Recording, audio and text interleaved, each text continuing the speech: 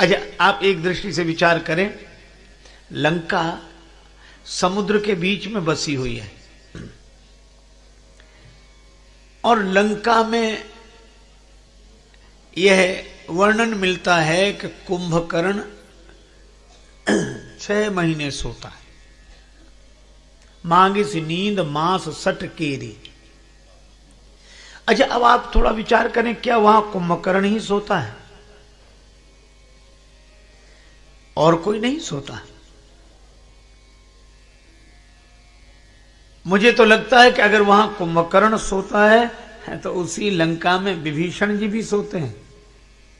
अगर विभीषण जी न सो रहे होते तो यह क्यों लिखा जाता, मनमह तर्क करे कपि लागे, ते ही समय विभीषण जागे। इसका अर्थ क्या है? यह जीवन की जो दशा है उसका चित्रण प्रतीकात्मक ढंग से एक रूपक के द्वारा श्री तुलसीदास जी प्रस्तुत करते हैं। समुद्र के बीच में लंका, संसार ही सागर है और हमारा जीवन यही लंका है। लंका सोने की थी और यह जीवन भी सुनहरा अवसर है। क्या बात है। ये जीवन सुनहरा अवसर है, ऐसा मौका बार बार नहीं मिलता। लेकिन इस लंका के भीतर, इस जीवन के भीतर अगर कुमति का कुंभकर्ण सो रहा है तो सुमति के विभीषण जी सो रहे हैं। और कथा एक संकेत और करती है कि कुंभकर्ण को जगाया रावण ने और विभीषण जी को जगाया श्री हनुमान जी ने। बस यही जीवन का सत्य है कि हमारे मन में कुमति का कुंभकर्ण सोया है, सुमति के विभीषण जी सोए हैं, पर अंतर यह है कि कुमति के कुंभकर्ण को कुसंग का रावण जगाता है और सुमति के विभीषण को सत्संग के हनुमान जी जगाते हैं। बस यही है। पर ऐसा हो ही नहीं सकता कि लंका में दुर्जन ही दुर्जन हो, सज्जन न रहते हो। यद्यपि हनुमान जी को भी आश्चर्य हुआ, यहां कहां सज्जन कर बासा, पर मिल ही गए उन्हें। विभीषण जी मिल गए और त्रिजटा मिल गए। अच्छा, लंका में तो आपने देखा, पर अयोध्या की ओर अगर दृष्टि डालें तो वहां भी उसी तरह का दृश्य दिखाई देता है। कैकेयी माता का जीवन 2 से जुड़ा हुआ है। यूं कहो कि उनके भवन में 2 को स्थान मिला जो हमेशा रहते हैं। एक तो उनके पुत्र हैं श्री भरत, और भरत जी संत शिरोमणि, भगत शिरोमणि भरत कहलाते हैं। अच्छा, लेकिन एक अद्भुत बात है, कैकेयी माता के जिस भवन में भरत जी रहते हैं उसी भवन में मंथरा रहती है। अब भरत जी पूरे संत हैं, सब संत के लक्षण भरत जी में और असंत के सब लक्षण मंथरा में। देखो, भरत जी को भी एक बीमारी हुई। कौन सी? श्री भरत जी स्वयं कहते हैं,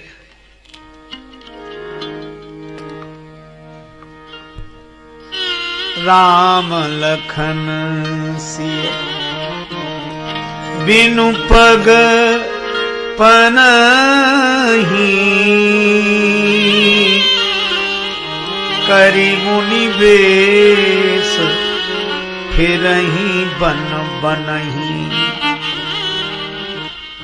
श्री सीताराम जी के, लक्ष्मण जी के दुख की कल्पना से ही यही दुख दाह दहई नित छाती,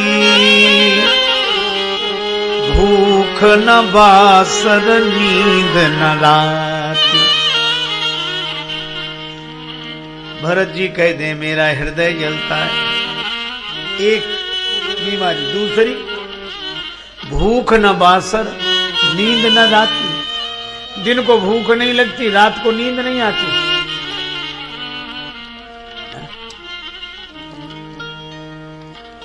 मंथरा कहती यह तो बीमारी हमको भी हुई है, लक्षण मिला ना।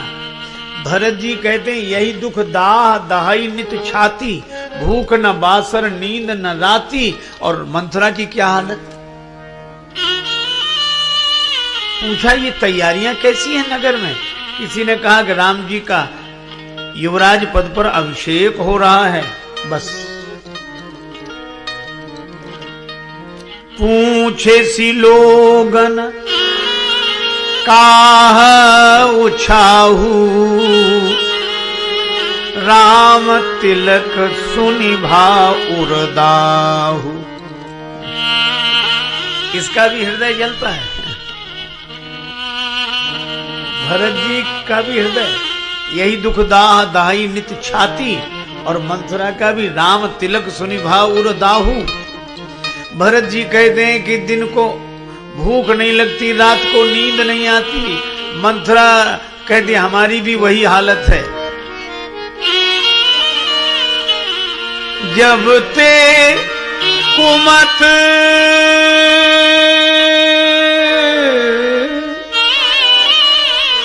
सुना में स्वामिनी, भूख न बासर नींद न जामी। मुझे भी दिन को भूख नहीं लगती, रात को नींद नहीं आती। अच्छा, लक्षण तो एक मिल रहे पर कारण अलग अलग हैं। भरत जी का जी जलता है राम जी का दुख देखकर, और मंथरा का जी जलता है राम जी का सुख देखकर। भरत जी को भूख नहीं लगती, दिन को रात को नींद नहीं आती। क्यों? क्योंकि श्री राम जी को वन मिल गया। और मंथरा को दिन को भूख नहीं लगती, रात को नींद नहीं आती, क्योंकि राम जी को युवराज पद मिला जा रहा है।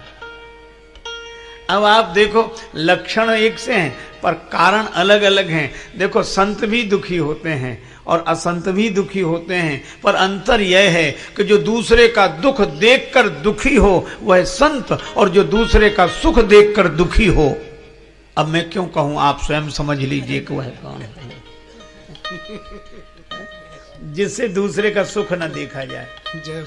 और आज तो सबसे बड़ी समस्या यही है कि आज का आदमी अपने दुख से उतना दुखी नहीं है जितना दूसरे के सुख से दुखी। अब ये मंथरा की वृत्ति है।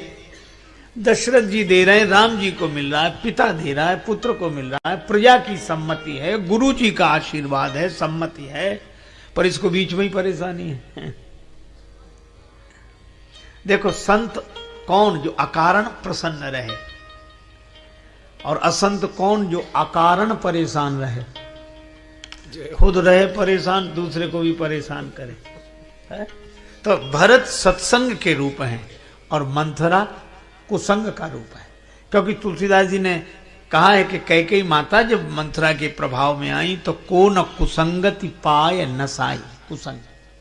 अच्छा, इसका अर्थ क्या हुआ कि सत्संग और कुसंग दोनों एक भवन में, सुमति कुमति दोनों एक भवन में, सुमति के भरत और कुमति की मंथरा। अच्छा, एक बात और सुने, जिस भवन में माता कैकेयी हैं उसी भवन में सुमति के भरत, उसी भवन में कुमति की मंथरा। और आश्चर्य यह है कि श्री राम जी भी सबसे अधिक कैकेयी माता के ही भवन में रहते हैं। और इसका अर्थ क्या हुआ? हमारे जिस हृदय में सुमति है, जिस हृदय में कुमति है, उसी हृदय में भगवान का भी निवास है, और यही जीवन का दर्शन है।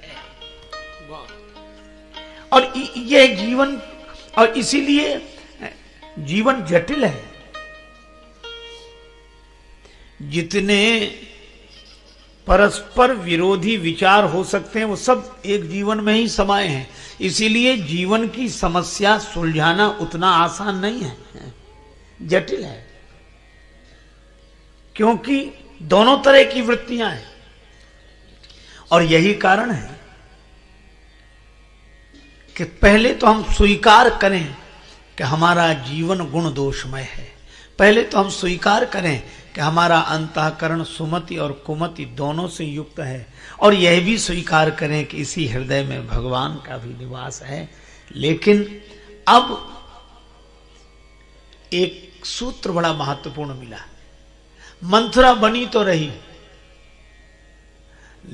किंतु मंथरा कुछ नहीं बिगाड़ सकी। कब तक? जब तक श्री भरत अयोध्या में रहे, भवन में रहे। अच्छा, मंथरा सफल कब हुई? जब श्री भरत ननिहाल चले गए, शत्रुघ्न जी ननिहाल चले गए।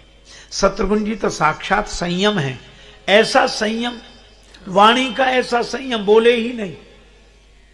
और भरत जी सत्संग के स्वरूप हैं। इसका अर्थ है कि जहां सत्संग है वहां संयम है। भरत जी आगे आगे चलते हैं, शत्रुघ्न जी पीछे पीछे। सत्संग के पीछे पीछे संयम चलता है। अगर जीवन में सत्संग आ जाए तो संयम तो पीछे पीछे आ ही जाएगा। और इसलिए भरत जी के बिना शत्रुघ्न जी नहीं रहते, सत्संग के बिना संयम नहीं रहता। संयम तो सत्संग का अनुगामी है। और ये दोनों चले गए ननिहाल। और जैसे ही भरत जी दूर हुए, वैसे ही मंथरा अपने षड्यंत्र में सफल हो गई। जीवन का भी सत्य यही है कि कुमति बनी तो रहती है, कुसंग बना तो रहता है, पर सफल नहीं हो पाता हमारा जीवन नष्ट करने के लिए।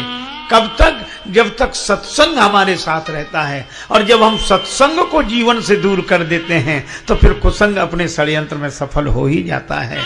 सुमति दूर हो जाती है तो कुमति सफल हो जाती है। अच्छा देखो, एक बात और निवेदन करूं, बड़ी व्यवहारिक बात है, पर शायद जीवन की गंभीर समस्या को समझने और सुलझने के लिए महत्वपूर्ण सूत्र भी है। एक बार एलोपैथी के विशेषज्ञ एक डॉक्टर से हमारी बात हुई। स्वास्थ्य अनुकूल नहीं था तो उनके पास गए। तो डॉक्टर ने कहा कि आपको डायबिटीज है? हमने कहा हाँ है, तो कई वर्ष से। हमने कहा। तो उन्होंने कहा एक बात आपको बताएं, आप किसी मंत्र, ताबीज, भभूत, झाड़ फूंक आदि के चक्कर में मत पड़ना, ये डायबिटीज मिटेगी कभी नहीं। तो हमने कहा यह तो परेशानी की बात है। उन्होंने कहा परेशान होने की जरूरत नहीं, डायबिटीज मिटेगी नहीं, पर आप एक काम करना। क्या? तो उन्होंने कहा कि दवा खाते रहो, दवा खाते रहो और परहेज करते रहो, तो ये मिटेगी नहीं पर कंट्रोल में बनी रहेगी। बात साधारण सी है, उन्होंने डायबिटीज के संदर्भ में कही, पर मैं इस बात को कभी नहीं भूलता। मुझे लगता है कि शायद जीवन के लिए भी यही सत्य है। उन्होंने कहा कि डायबिटीज मिटेगी कभी नहीं, दवा खाओ, औषधि खाओ और परहेज करो, कंट्रोल में रहेगी। मैं भी आपसे कहता हूं कि यही सूत्र मन की बुराइयों के संदर्भ में भी है। ये काम, क्रोध, मद, लोभ, मोह, मत्सर, काम, क्रोध, लोभ, मोह, मद, मत्सर, ये मिटेंगे कभी नहीं। सत्संग की दवाई खाते रहो, कुसंग का परहेज करते रहो, तो कंट्रोल में बने रहेंगे। ये मिट तो सकते नहीं, इनको मिटाने वाले मिट गए। जैसे इसलिए छाड़ी मन हरि विमुखन को संग, छाड़ी मन हरि विमुखन को संग, हरि विमुखन को संग, हरि विमुखन को संग, छाड़ी मन हरि विमुखन को संग, छाड़ी मन हरि विमुखन को संग, छाड़ी मन, छाड़ी मन, हरि हरि विमुखन को संग, छाड़े मन हरि विमुखन को संग।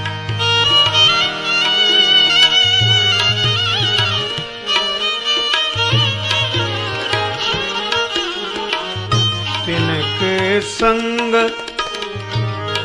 तिनके संग कुबुद्धि उपजत है, तिनके संग कुबुद्धि उपजत है।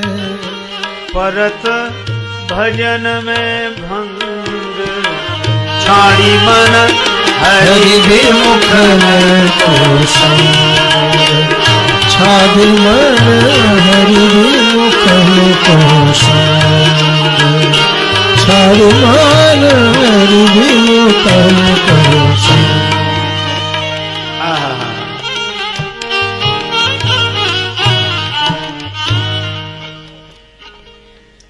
अब एक एक शब्द बड़ा अद्भुत है।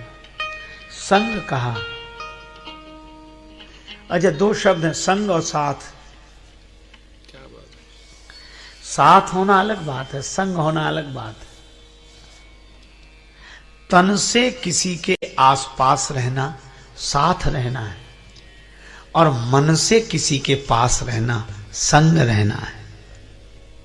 क्योंकि संस्कृत में संग आसक्ति को कहते, संगात संजायते कामः, और इसका नाम ही आसक्ति, जो आसक्ति है, कभी भी आ सकती है, कैसे भी आ सकती है, कहीं से भी आ सकती है, आसानी से आ सकती है, पर मुश्किल से जा सकती है। तो श्री सूरदास जी की वाणी है, छाड़ी मन हरि विमुखन को संग। उसका अर्थ है कि साथ भले ही बने रहे हरि विमुख, पर मन का संग उनसे नहीं होना चाहिए। देखो, साथ मिलता है भाग्य से और संग होता है भाव से। भाग्य बदले न बदले, पर भाव बदला रहे तो जीवन धन्य हो जाए।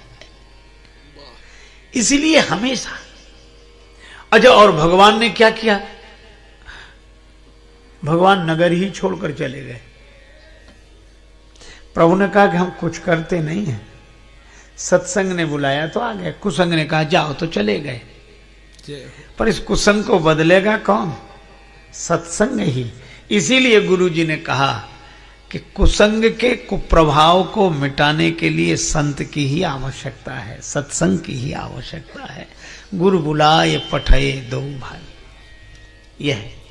अच्छा, अब भगवान की लीला हमारे जीवन को कैसे निर्मल बनाती है, अनेक प्रसंग पर आज एक प्रसंग से हम लोग इस पर विचार करें, चिंतन करें।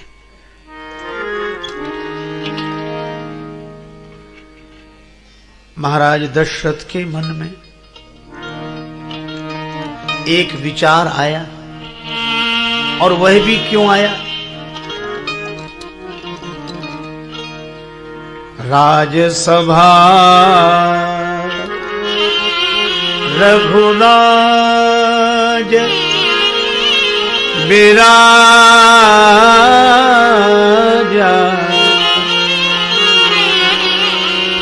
राजसभा रघुराज विराजा,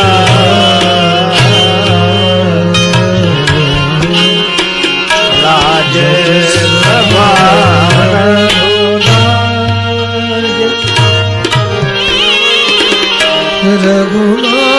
रघुनाथ रघुराज विराजा,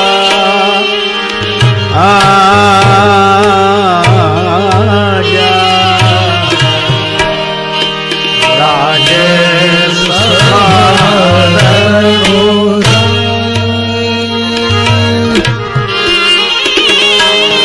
रघुराज विराजा, सभा रघुराज रघुराज। राज्यसभा में अयोध्याधिपति महाराज दशरथ विराजमान हैं।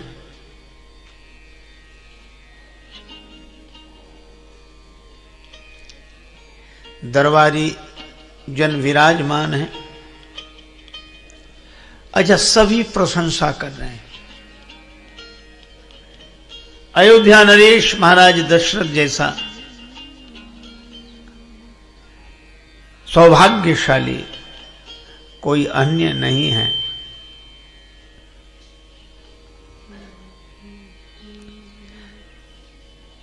कुछ लोग महाराज की प्रशंसा करते हुए भी कह रहे हैं कि अयोध्याधिपति आप जैसे तो आप ही हैं, आप बड़े महान हैं, आप जैसा महिमामय महिपाल कोई दूसरा हुआ ही नहीं। इस तरह की चर्चाएं जो प्रायः दरबारी लोग करते हैं वे भी कर रहे थे। पर आश्चर्य कि उसी समय महाराज दशरथ ने दर्पण उठाया और अपना मुख देखने लगे। राय सुभान मुकुर कर लीना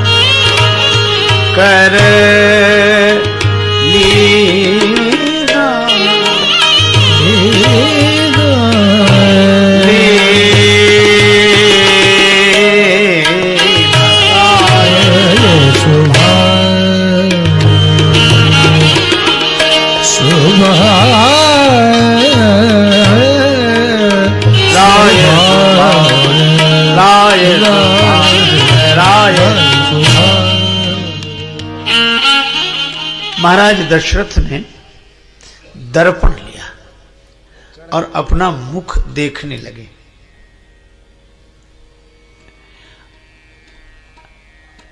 श्री रामचरितमानस के एक अनोखे मर्मज्ञ मनीषी का भाव है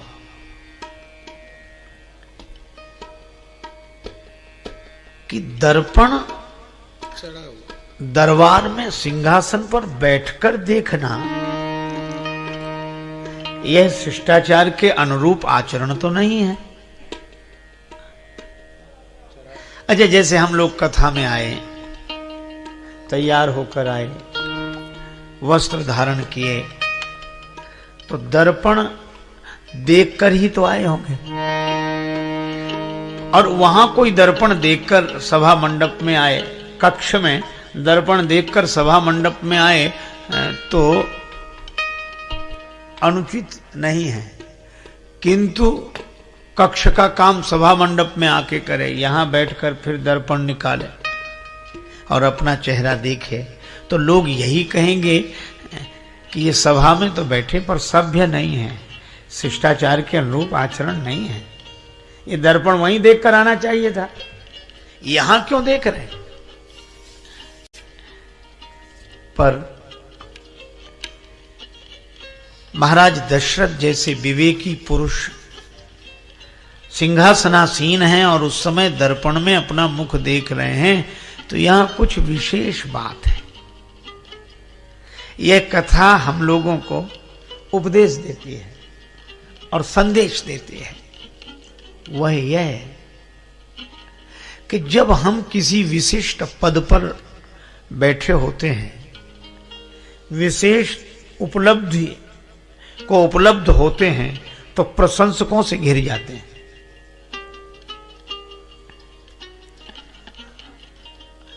विशेष व्यक्ति की प्रशंसा भी विशेष होती है।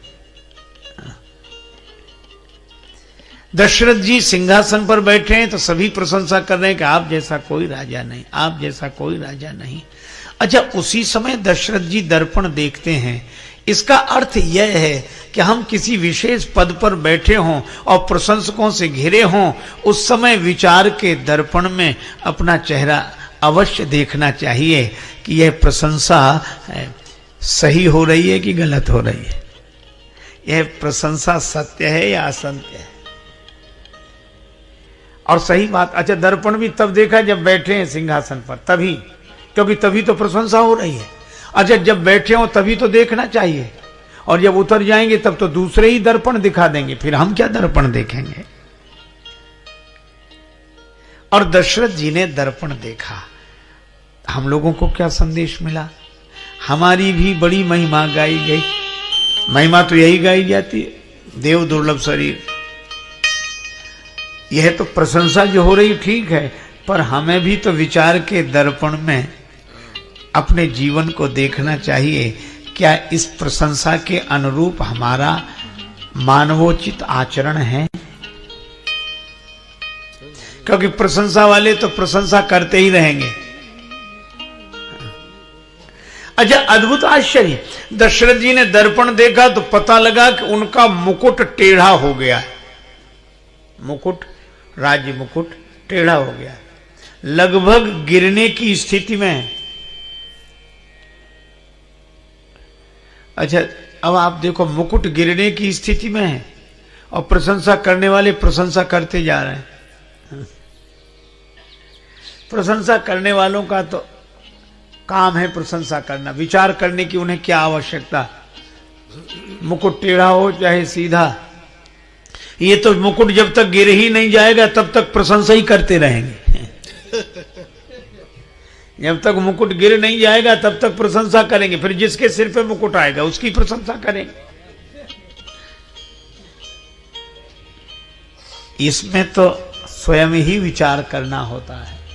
और दशरथ जी ने देखा कि मुकुट टेढ़ा हो गया है। अच्छा जब मुकुट तनिक टेढ़ा हुआ तो श्रवण समीप भय स्थित कैसा, महाराज श्री दशरथ ने अपने श्रवणों के पास में श्वेत केश देखे, सफेदी दिखी। दशरथ जी को लगा कि ये बाल उपदेश दे रहे हैं। इसका आशय यह है कि जिन्हें उपदेश लेना होता है वे बाल से भी ले लेते हैं, बाल से भी ले लेते हैं, और जिन्हें नहीं लेना हो वो वृद्ध से भी कुछ नहीं सीख पाते हैं। जय हो जय हो। एक महात्मा एक गांव से निकले तो ऐसे ही भ्रमण करते जा रहे थे, परिचित लोग रहते थे उस गांव में। तो गांव का एक वृद्ध व्यक्ति अपने पौत्र को गोद में लेकर दुलार कर रहा था, और पौत्र बीच बीच में कहता बाबा बाबा। तब तक वो संत जी निकले तो उस व्यक्ति ने कहा कि महाराज प्रणाम, बड़े भाग्य आपके दर्शन हुए, हमें भी कुछ उपदेश करो, जीवन का कल्याण हो। महात्मा बोले कि उपदेश तो ये तुम्हारा पौत्र ही दे रहा है। पौत्र क्या कह रहा महाराज, ये तो कुछ बोल ही नहीं पाता। कहा कि बस वो जितना बोल पाता है उतना ही काफी है। बाबा कह रहा है, बाबा बाबा। महात्मा बोले इस शुद्ध तोतली बोली पर कुछ तो मन में शर्माओ, नाती कान लगे बाबा, अब तो बाबा हो जाओ।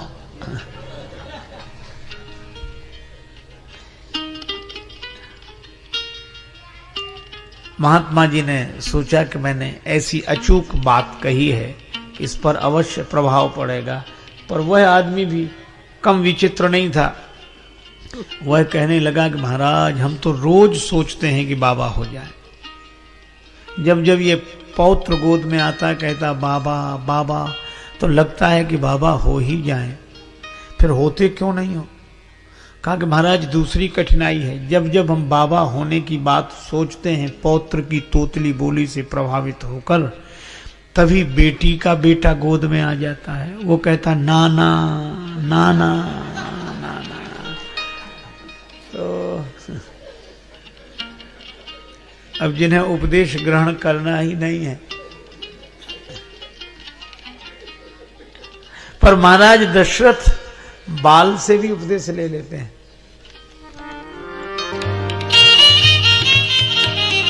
कानों के पास सफेद बाल हो रहा है। यह कब दिखाई पड़ा? जब दर्पण देखा। और दर्पण का अर्थ है विचार। जब हम विचार करते हैं तो शरीर की नश्वरता दिखाई देती है। ये सफेद बाल कान के पास ही सबसे पहले क्यों आए? दशरथ जी को लगा कि ये बाल कुछ बोल रहे हैं। क्या बोल रहे हैं? इन श्वेत केशों के माध्यम से वृद्धावस्था ही उपदेश दे रही है। यह बाल यह बोल रहे हैं कि दशरथ जी, हम तब भी बाल थे जब तुम बाल थे। हम तब भी बाल थे जब तुम बाल थे। तुम वृद्ध हो गए हो, हम अभी भी बाल हैं। तुम वृद्ध हो गए हो, हम अभी भी बाल हैं। लेकिन एक अंतर तो है। क्या? तब हम काले थे, अब हम सफेद हो गए हैं। हमने तो अपना रंग बदल दिया है। पर दशरथ, तुम अपना रंग कब बदलोगे? हम जैसे थे वैसे नहीं रहे, और तुम जैसे थे वैसे ही हो, अब तक नहीं बदले।